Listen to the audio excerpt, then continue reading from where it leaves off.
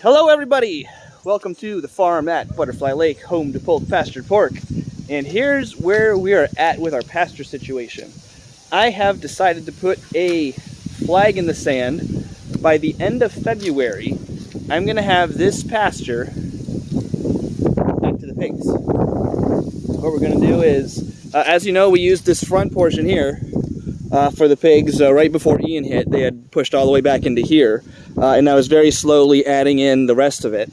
And what we're going to do is make one big push to get all of this area right here, about 100 yards going back, maybe even a little more than that, probably closer to 400 feet actually, going all the way back to a little more than an acre of all of this beautiful swamp. And the pigs love it. Anytime they get out, which, spoiler alert, they like to get out, they always run back here and play around in there. They forage around in there. They find a lot of good stuff to eat.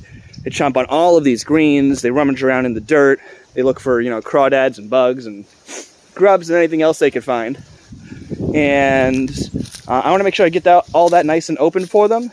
That will give the hilltop green pasture a chance to go ahead and recover, because it really needs to. It's hard for these forage crops to grow in the winter when they're not irrigated and the temperature is going crazy.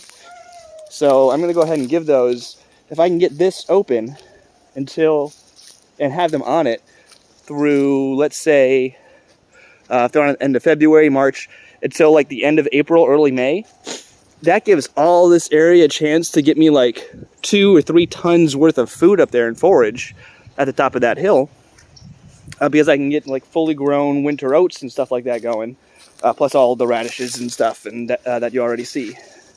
That'll be a lot better for the pigs, a lot better for me. And then they can have 2 months, on that hilltop, let the swamp recover for a little bit. It'll be rainy season and sunny season, so it should be growing really crazy. And then put them back on here and then cycle them back up to the top of the hill. So, stay tuned and see what happens.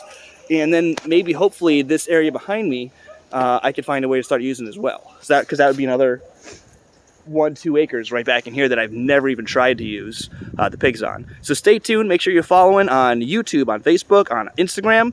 I put different content on each of those, and make sure you send me a message so that I know that you want your share of polk pastured pork.